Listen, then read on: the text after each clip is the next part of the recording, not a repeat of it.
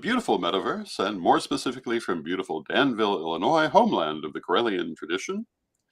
And this is Midday with Reverend Don. And as you know, if you follow Midday with Reverend Don, you can type your questions or comments onto most any platform you're watching on. I won't say all, but most, if you're watching live, and they will show up in our chat room and we can talk with you directly. Today, we are going to have an interview with our guest, Sarah Heartsong. Hello, Sarah. Hello. Hi, Reverend Don. And how would you introduce yourself to our viewers? Well, I am calling myself on the book Rev Sarah Heartsong, and that's me being facetious because I'm a little irreverent. So I'm an Rev. I'm also ordained and all that. And I'm a professional priestess. So I've been working at this for a long time. In the 90s, I had my epiphany and come to the goddess moment, if you will. Got my degree in religion and global studies for my bachelor's degree, open and out as a witch, and from a Lutheran university, and was, I think, the first witch to graduate with a degree in religion from a Lutheran university. And That's then, pretty remarkable. yeah. And then I moved on to back to New Mexico and got my master's degree in communication studies from NMSU. And I did my interview for my thesis at a pagan festival up here in the Pacific Northwest. And it was called Coming Out of the Broom Closet, the Communicative Act of Self-Disclosure as a Witch. And that's still housed in the NMSU library there. So right now I'm spinning multiple projects, and I would call myself a solitaire high priestess in community. I've always been that. I do my own thing, and I go in and out of groups, and I've watched the community for a really long time in various places. Mostly, though, like in Washington State and New Mexico, those two locations that I've lived in back and forth. Right now, I'm in Washington State. And so behind me, you see my land sanctuary, all of those trees. We have 13 acres of land at the bottom of the peninsula that we call Erosia. And our Erosia is a land sanctuary and we're creating a church camp, if you will, for pagans. Oh, very good. Yeah, and that's where I'm It writing looks from. beautiful. Yeah, thank you. 13 acres, and we have a beautiful maple tree who is a goddess blessing tree. And you can see she's in the drawing down the moon pose. And it would probably take about 7 people to put their arms around her. She's a big, big goddess tree. Beautiful. And yeah, we call her Ambrosia. And we Yeah. want to say hello to Antonio in the chat room. How are you today, Antonio? Hi, Antonio. And talking about your sanctuary, Yeah. could you tell us a little bit more about your organization? Yes. So when I was putting together, oh wait, let me back up. Okay. I have found that there's a common vision amongst pagan people or people who are nature-centered in their spiritual beliefs that I've seen over and over and over appear. People want to create places to retreat to, places where they can be outside and be safe in their rights, and know that they're not going to be interrupted, know that they're going to be fine being skyclad if that's what they want to do and their rights require. So this is a vision I've carried since the 90s that I wanted as well. And so when I was purchasing this land with my partner, one, in the purchase, we protected this beautiful tree that we didn't even know was there. And then we also, when I went to become a 501c3, realized that they actually asked, "Are you sure you're not an association?" And I was like, "Wait a second. That's right. That's what I'm making. I'm making a spiritual association." And that is a little different than my land sanctuary. So my land sanctuary is called Erosia. And so Erosia is a church camp, if you will, of the Tolis, which is the Tree of Life Interfaith Sanctuary. And this is an association of nature-centered spiritual people and groups who come together to support each other. And we're developing this. It is not something that I've seen very many spaces in nature-centered spiritual places, so it's a new thing we're trying to create and be stronger together and do Hmm. this thing better and help each other. And as soon as that group exemption is open for the from the IRS again, because they closed it and they're redoing their procedures, as soon as that comes open, we're hopping on and getting that group exemption. So in the meantime, we're helping with technical support, with space on the internet, space on our Zoom. If you needed to do a Zoom call and you're one of our member organizations, you can talk to me and I can help you set that up. There's a lot of support. I've also helped other people to explore their state's rules around organizations and helping them to write their bylaws and such. I am not a parliamentarian. However, amongst our association, we do have a professional parliamentarian who actually helped us with the tollless bylaws, and I learned a whole lot from him in that process. So I'm willing to help other people. That's part of why we connect, to help That's each other. wonderful.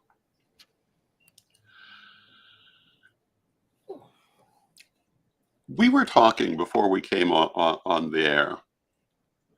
And hello to Zane in the chat room. It's good to see you, Zane. Um, about certain types of personalities, and you were talking about how you have a facility for people who are contrarians. I thought maybe you could speak to that a little bit. Okay, I will, because I'm a bit contrary myself. I can be known as a poker of people. Like I can get in there and poke a little bit and get people to instigate. And so I realize that there's a whole spiritual tradition around being contrary. Mhm. And sometimes we call them clowns. In Lakota, they call them Hayoka. And there's in Navajo tradition and all different kinds of native traditions, we find this appearing. It's usually another gender kind of space. And Mhm. so to open up that to be able to be something that we can understand and we can work together with rather than having it be a breaking down thing is a simple identify yourself. We have back up a moment. We have a ethics for the Tollus. That's what we center under. Since we bring all different kinds of traditions forward, to join us, we can't be tradition focused. We're Mhm. ethics focused. So we have a code of ethics that we ask everybody to agree upon as they join, and that becomes what we center around. And in that ethics is a statement around clown and or heyoka slash contrary paths that if they are expressing that and that's part of their tradition and who they are and they identify, then let us know so we Mhm. know what you're doing. And then we can adjust ourselves and our approach appropriately to your spiritual path. Very cool. And we want to say hello to Bimby in the chat room. It's good to see Hi, you, Bimby. Bimby. Oh, there's one thing too that's also connected in a sense to that ethics statement is what happens if somebody's not Hmm. ethical. So we also do have a code of behaviors. So if something were to happen and we were to have to talk to somebody about a situation we were considering unethical, we would want to explore it. There's a whole process around it that we've agreed is fair as a board. And so we approach it that way. Very good. Um, we had previously talked about some of your adventures over the years. So, are there any adventure you'd like to stop and focus on for a moment in the community? An adventure. Oh my. Maybe something that you particularly learned from Hmm. Oh, there's that so that, many that you're over the willing to years. bring up. Yeah, and that's the thing is that I have to think through these things too because a few of them I was like told, shh, don't talk about it. You're not Yeah. allowed to talk about it, right? Like it's part of a mysteries tradition, Yeah. which I go, wait. And then there are certain stories that I so I actually if you would like for me to share a story, I would Mhm. love to share a story about how I found Beltane Southwest. Wonderful. Beltane Southwest is the Beltane that I have been going to since the beginning of the 2000s. Yeah. And it is a tradition that has been happening in the Albuquerque area for over 40 years now. And when I moved from the Pacific Northwest to back to New Mexico, I was born and raised in Las Cruces, New Mexico, and we moved back when my daughter was 3.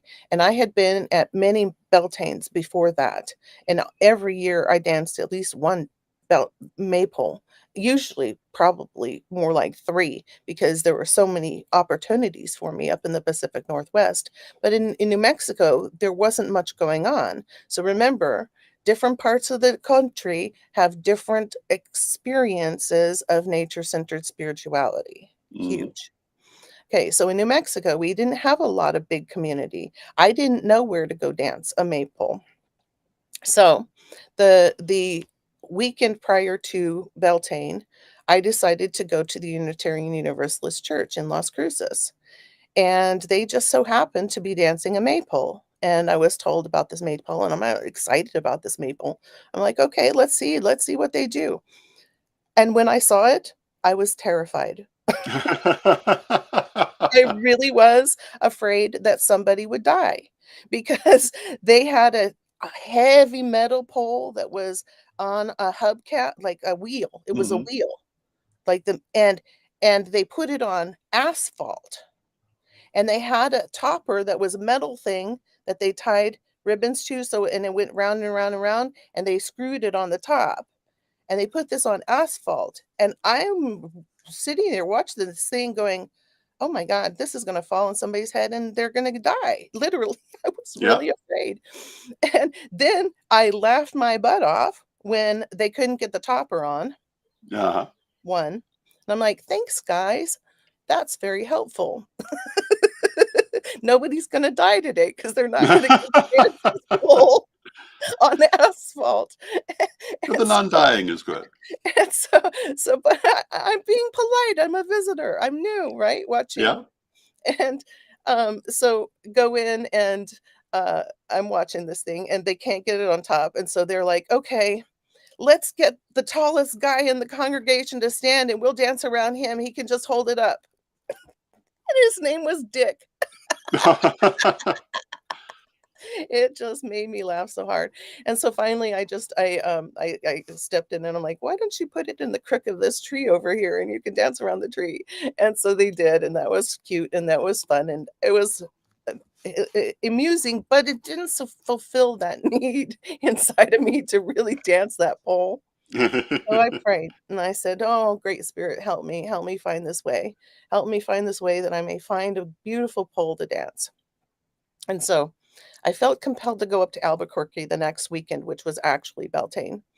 And it was also the Gathering of Nations powwow. And I had never been to the Gathering of Nations powwow, which was a Gathering of Nations. It's a huge rainbow kind of event with all different Mm. nations showing up in this beautiful bowl of at UNM.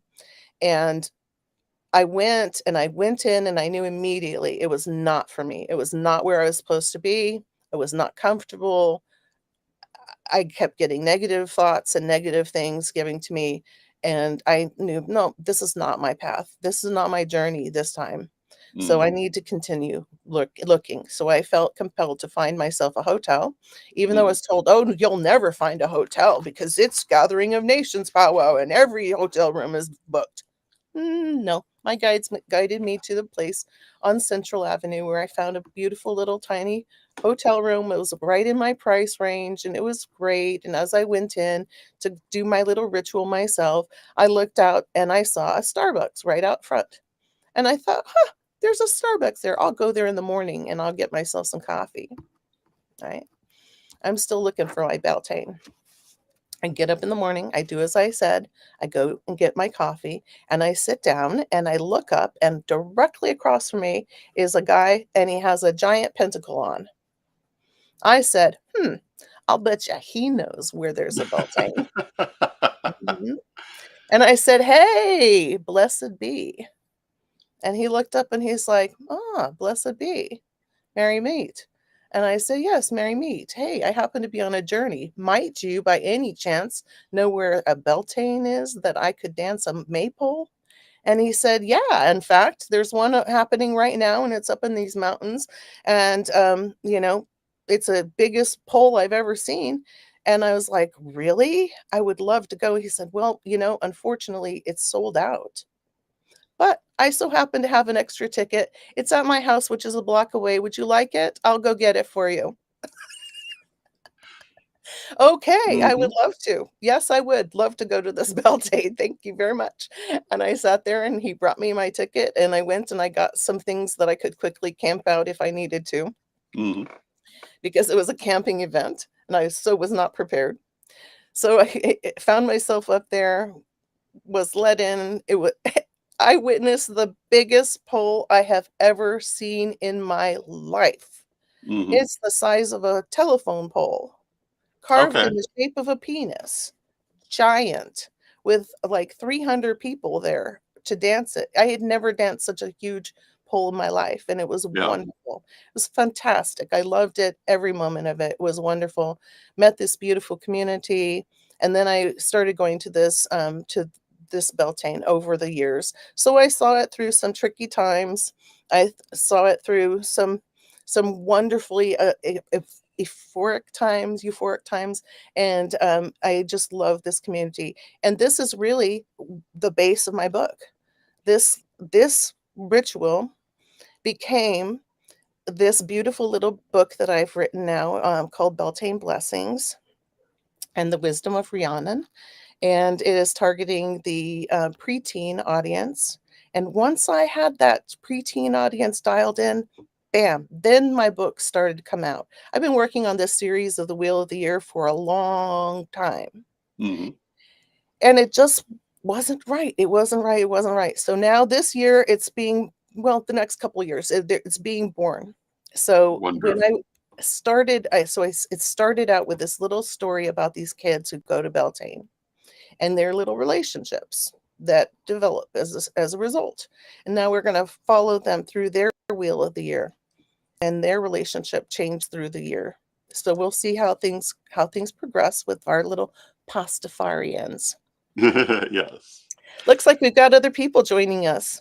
Yes, we want to say hello to Rev Cosmic in the chat room. Hello, Cosmic. It's good to see you. Oh, Would you like to talk a little bit more about the book and both how it's oriented toward a young audience, but also toward their parents? absolutely. Yes. No, Beltane is tricky because Beltane brings up all kinds of relationship stuff. And we're talking about sexiness too. The spring and all the flowers are putting out their pollen, and the animals are getting warm and fuzzy with one another, and so are humans. So, this is like the time that we have built into our religion to talk about sexuality and to have it be a normal conversation and also understanding that it's sacred. Mm, So this is a little book that has a story to bring in the kids that is non-binary hmm and also is a reader form so that they knew there's a glossary with words that they're learning vocabulary wise. And then there's also a section for parents for helping them to navigate these challenging conversations. And at the beginning of this whole interview, I told you that I have a master's degree in communication studies. I've also been working with people with all different skill abilities, including some that have very little skill abilities or hmm ability to even talk for themselves for a really long time as well. So I've been in long-term care and being a case manager and helping people and teams negotiate sexuality with people who have intellectual diversity. So this is also one of my specialties, is having these conversations that are challenging, that may or may not be things that you're comfortable with or have learned as a child, because many of us never got these conversations as a kid. hmm This is our first time, and we wanna do it right with ours, and I've been there, Yes. done that. I have a kid who's now, oh gosh, how old is she? Oh, she's 25, I think, 98. 25. I think she's 25, turning 26. Ah, it's going so fast. Yeah. It does that. So I give resources. I also have a special little section there about identity. And as I talk to people, more and more people are like, hey, I need that. Like, guess what? We all have a preteen inside of us that didn't get what they needed. Most, well, I should say, most of us didn't get what we needed Most, when we were, yes. when say all is kind of way big. But in this society, it's very rare to find somebody who got their identity completely and 100% lifted up as it's fine, whatever you choose, and giving them the teachings around sexuality as sacred in a timely way that wasn't leading them to an identity, that was more, here are some definitions. Let's explore what's right for you. That's a wonderful resource. And if anyone is interested in this book, you can find it at CorellianPublishing.com. You can also find it at Amazon. And Absolutely. it's a wonderful book. Obviously, we highly recommend it. Yes, yes, and you're working with me on the art when that's Yes. gonna come out. I'm so excited about that too. And now comes me working on the next one. The next one is actually, I'm gonna skip over summer solstice just because timing-wise and getting Mm. publishing out, and we're moving to Lunasa. So we'll be doing those holidays this time, and then the equinoxes and solstices next year. That's the plan anyway. We'll see. So it's going to be the full wheel of the year when it's finished, Yes, and it's something that parents can work with their children on. And absolutely. as you were saying, it has resources The book. for both, but even just for an adult, it's still useful for Absolutely. most of us. And it's called Beltane Blessings and the Wisdom of Rhiannon Yes, by Sarah Heartsong. Me. yes. And let me just type that in for Okay. And it's my Wheel of the Year series for preteens. When that came into focus, I realized, wow, I don't think we've got very many books going on for this particular age group. And this is such a challenging topic. So well, it is, yes, but I important. really hope that I have been able to give good samples of resources for parents and for kids. Mm, And I created the book also in two formats, publishing wise. So there's one that's bound with a regular paperback binding, and then there's another that's spiral bound. The reason why I did that is to give more options so that parents can actually take apart the book if they want to and just give mm. part of it to the kid. You know your kid better than anybody else. You should anyway, hopefully. Well, And hopefully. and so, you might know better if they maybe just need a small bit, like the glossary and the one little story, and then later you can also put together the books in different ways if you wanted to or not. Mm, So it was just more flexibility. And plus, I kind of like spiral bound myself because then I can flip it over to the back. yeah, And at the end of my book, I give a ritual. So you can actually do this ritual, and I give you words and all the things, all the resources, and all of the wisdom that I've gained over this, and watching it in different settings. So there's that's that. wonderful. And this will be the format for the entire series. Yes. So there'll be a little story of these kids, and it'll continue around the wheel. And then there's a retelling of a myth that usually is around the Celtic, North European traditions, as that's mostly where I glean my source from. And then there's a section for parents and for going deeper with resources like YouTube's, websites, books, different things like that. And then there's a ritual. So if you wanted to do it yourself, then here you go. Here's one, and I tell you how to tailor it to your particular setting and background. Wonderful. Yeah, I think that one of the things our community most needs now are resources for families and children. Mhm. And although there are more people working on it than previously, it isn't enough yet. So I think this is a wonderful project. And, Uh, it's a really challenging time of life. I have to say, like, in raising my daughter, this preteen time, mhm. ooh, it's challenging, and they can be so nasty and naughty at that time. Yes, they can.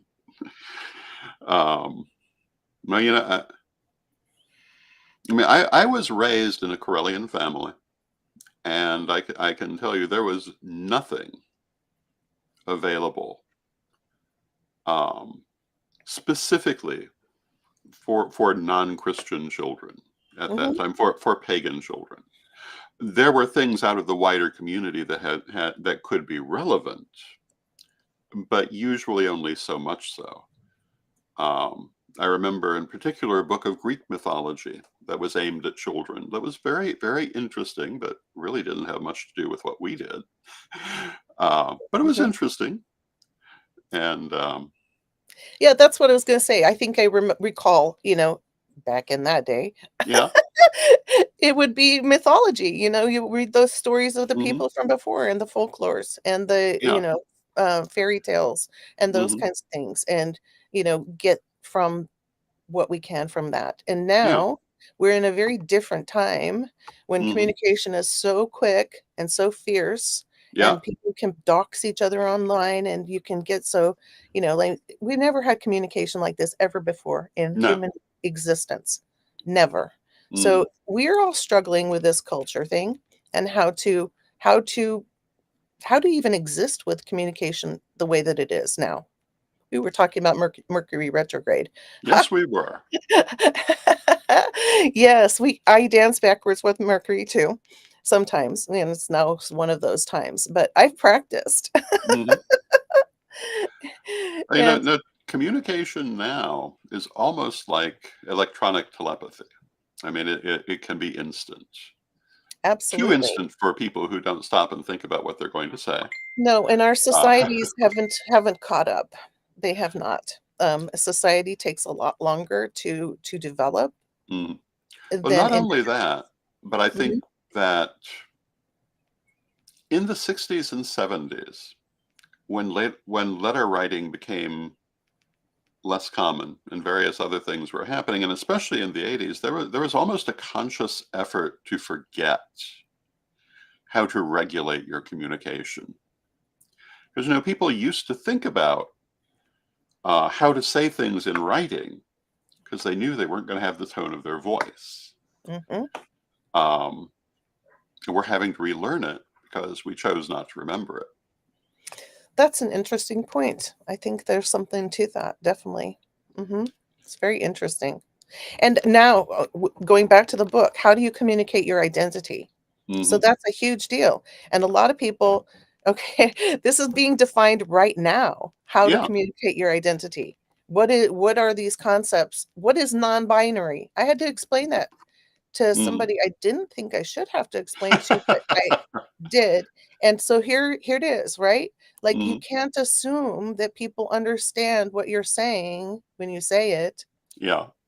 because you think that they are from a culture that will know. Even more so, we have to double Hmm. check, triple, This is true. quadruple check because we can assume a lot of things that aren't right and true. Hmm. So this little resource about identity in this little book that I put out is super helpful even to people at my age, Hmm. which is in my 50s, because we didn't have these identifiers. And the first story in this little book is about a non-binary experience of love in a very simple, very sweet form. And it's in contrary to all of these narratives I see all over the media, especially in preteens or teen media, Hmm. about everything has to be serial monogamy. So you're only with one person at a time, ever. And if you start to like somebody, you have to immediately cut off with the other person. because you have a new person that you're interested in. That the Mm. old person now has to no longer be a friend, and you have to have a big breakup, and it has to be really dramatic and intense. Doesn't have to be like that, guys. No. Tired of that story. I want a new story. One Yes, that indeed. we can step out of that binary and accept other expressions of love. Yes, indeed. We want to say hello to Eve in the chat room. Hi, Eve. And with that, we've come to the end of our half hour. Sarah, thank you for joining us. What? It went so quick. It did. We'll have to have you back again I and would love continue the to. conversation. Absolutely, especially as I start to spin these books out even Yes, more. indeed. Thank you very much.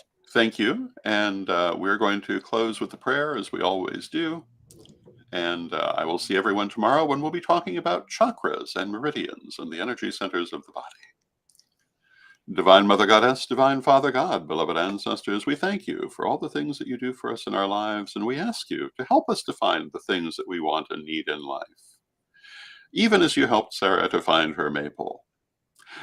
Place in front of us the things that we need, the resources that we require, and help us to recognize them when they come. Beloved Mother Goddess, beloved Father God, beloved ancestors, we thank you with great love and with respect, and knowing you are always with us. Still from respect, we thank you for your presence, and may you be blessed now and always. And may you be blessed now and always.